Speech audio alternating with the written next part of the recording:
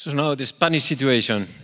I want to thank again Dan Stark and the ENCCA group to let us do this meeting in Spain, because it's a really good opportunity to see how things are made in England, in France, in Italy, and how can we improve in Spain. So we're going to talk about what's going on in Spain, what has been done in Spain, and what can be done in Spain. So although the cancer strategy of the Ministry of Health in Spain says that all adolescents with cancer are recommended to be treated in pediatric hematology oncology units, we will see in the next slides that this is not real. So Spain has 44 million population and 17–18% of patients or of population between 15 and 29 years old. So what happens when a male, 16 years old male, is diagnosed with a testicular cancer in Spain? It depends who refers the patient, a general practitioner or a pediatrician, because normally general practitioners are from 14 years old and general pediatricians are up to 14 years.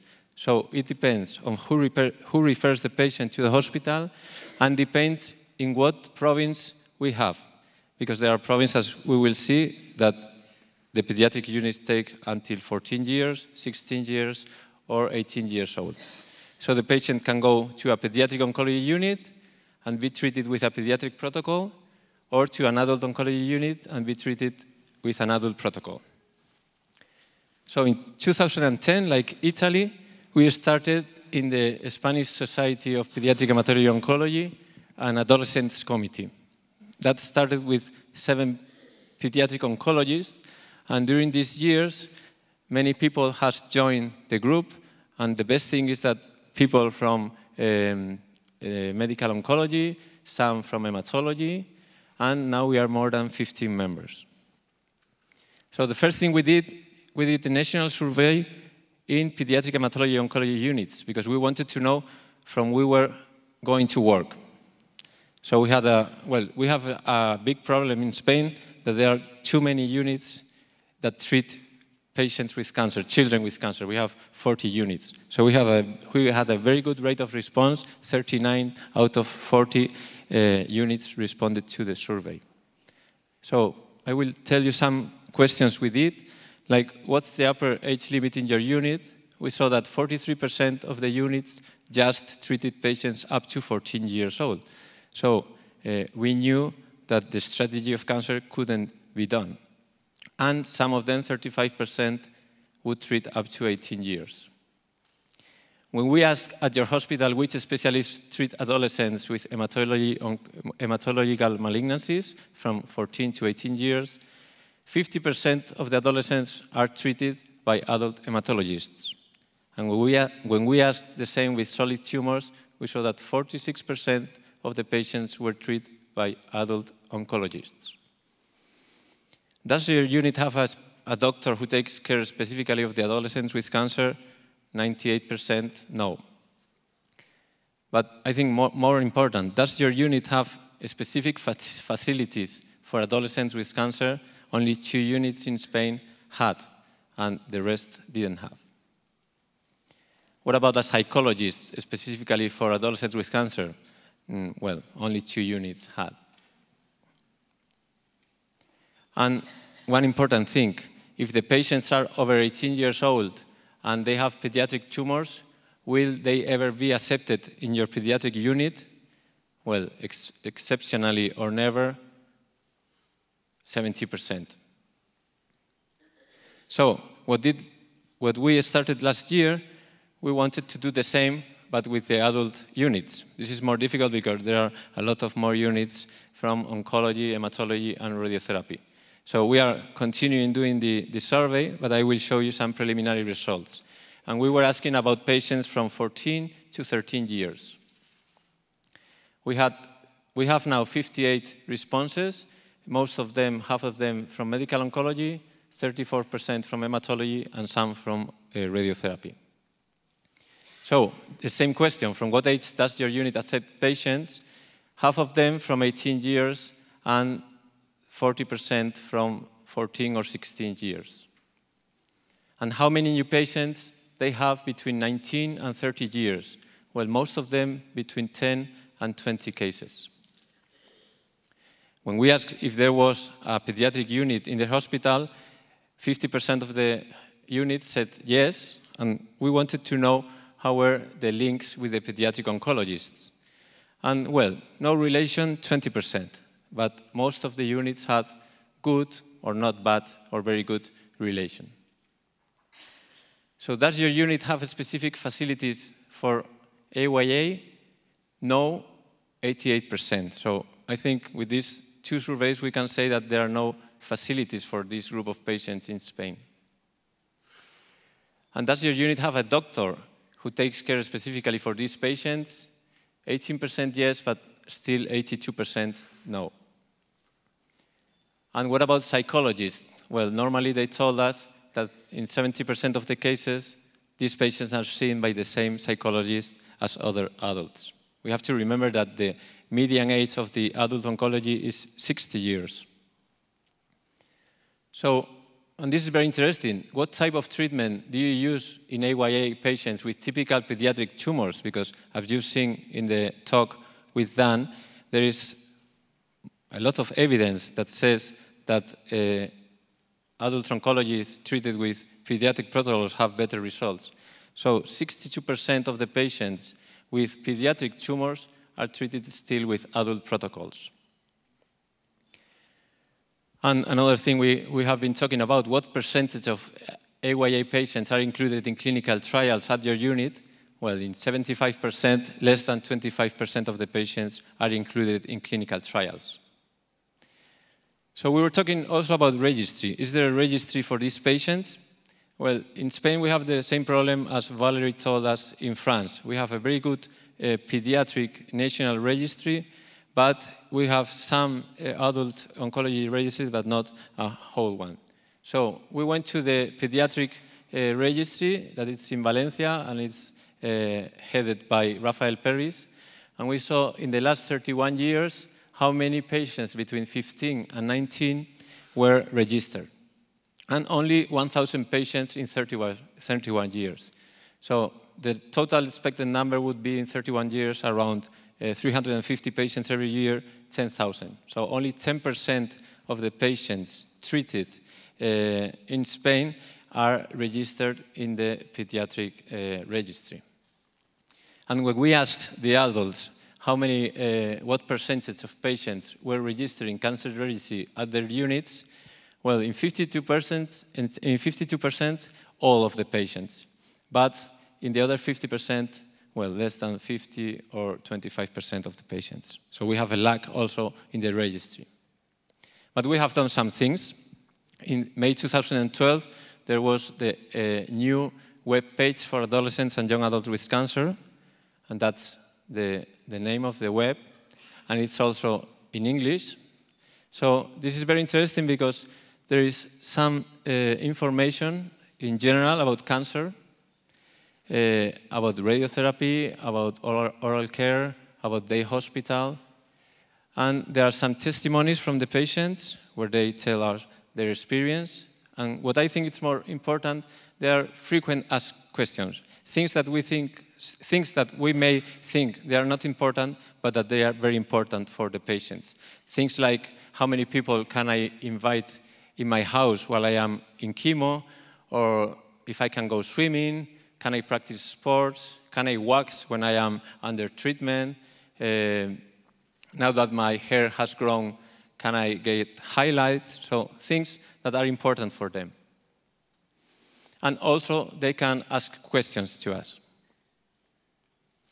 Then a few years ago, Dan Stark invited us to be a part of the group of the ENCCA project, that, as he told us, has a working group for these teenagers and young adults with cancer.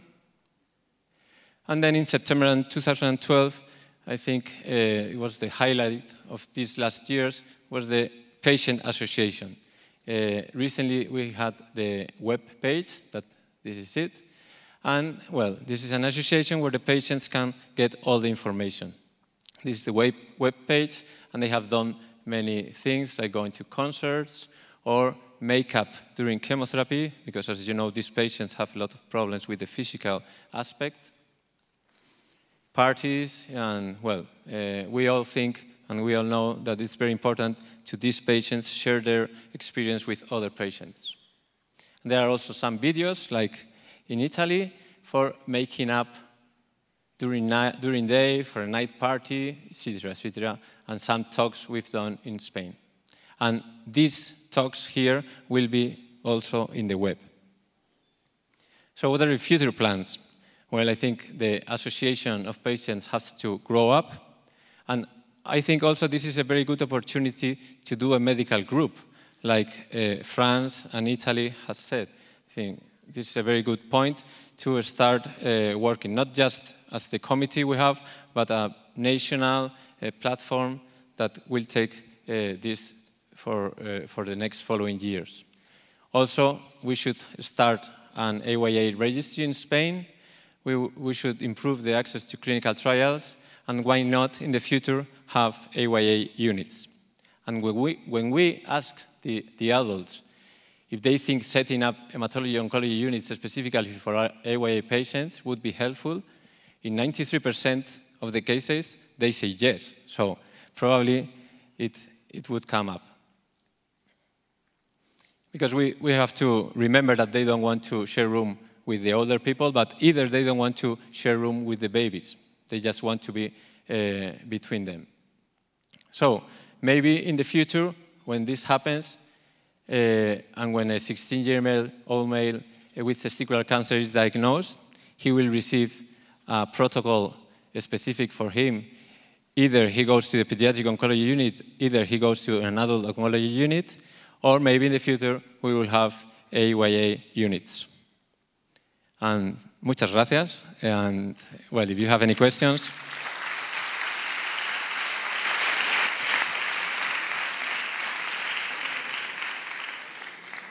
If you have questions for Valerie or Andrea also. Andrea.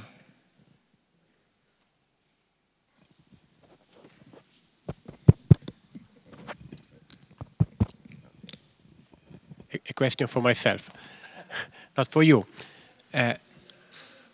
I'm not... Wait. Micrófono, por favor.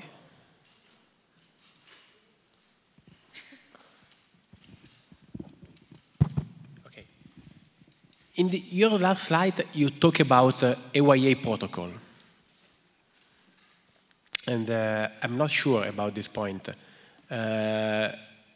Well, probably I wanted to say an homogeneous protocol.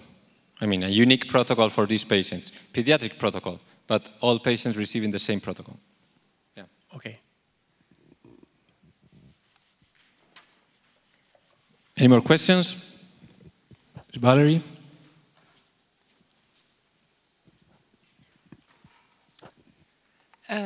Where will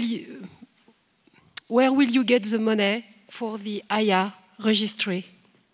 Because we wanted to have a registry of AYA cancer patients, and we didn't get any money in France. So where did you find the money? Very good question. I don't have the answer. Well, we have the registry, because the Valencia registry probably would like to register the patients. The problem is that we don't have the doctors that register the patients. So it's probably not about the money, but it's probably about the information to the units, to adult oncology units, to register the patients. So maybe here it's not a problem of money, because we have the register. It's a problem of information. But I don't know the answer. I think this is a very important point. I think that if we work together on the methods, the communication for an TYA, AYA registry, then, and we work on that for another small period of time together, we can make and design scientific questions for this registry and gain scientific funds from the European Union to carry out specific research on the registry, which will bring the registry into place, bring the registry into being. I think we need research questions for that registry that are high profile, and then we can achieve this that way. There may be other ways, but I think that And so we need to understand why there is not a registry, why there are more difficulties in Spain, in France, in other countries. Because in France, we were able, with the data we had, to enlarge the registry until 19-year-old. You know, so we have now registration for patients until 19-year-old, but we do not have any registry for the 20 to 25 patients. And that's the very big issue for this population, because they are treated in a much wider range of institutions than the younger, under 20. And that, I think that's a big issue for this population, to have clear epidemiological data and to have strong data for the authorities. Yeah, in Spain, if the adolescent has treated in a pediatric unit, the patient will be registered, because the coverage of the Spanish children registry is 96%. But the problem is that most of the patients are not treated in pediatric units.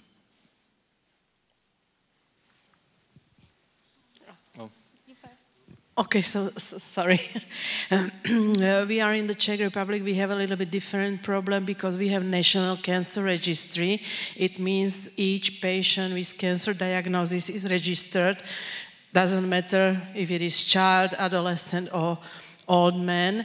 But the problem is that this National Cancer Registry is using the different classification. It's using classification for adult tumor, which is based on localization. And for pediatric type of the cancer, there is again different classification, international classification of childhood cancer. For instance, if you have the code C48, it means that it is tumor of the retroperitoneum, but you don't know if it is rhabdomyosarcoma, neuroblastoma, germ cell, or whatever, lymphoma.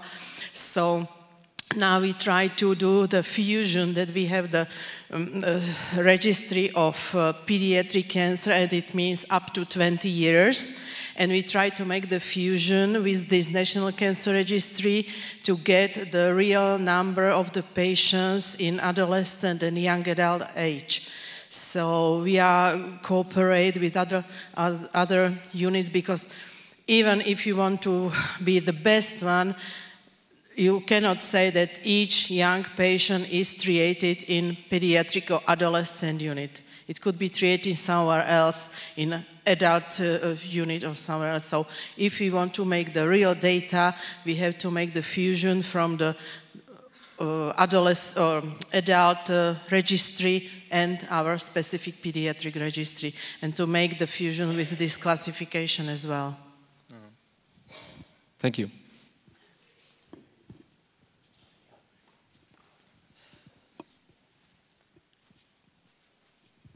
Hello, I'm member of the Spanish Organization of Parents, member of the Organization of Valencia, and also representing the Spanish Federation of Parents. And I just want to say that parents are very interested in being part of this project, because it's one of our aims that adolescents are treated adequately. So I think that we want to collaborate with you. Well, so knows it, but I want to say to you that we want to be in your group too. Thank you very much. And I think it's very interesting, as Dan said, that parents and patients have a lot of power than doctors many times with the government. Yes, I know your project because I'm also working in ENCCA, inside of Equipo group, parents group. So we are very interested in this project. Thank you.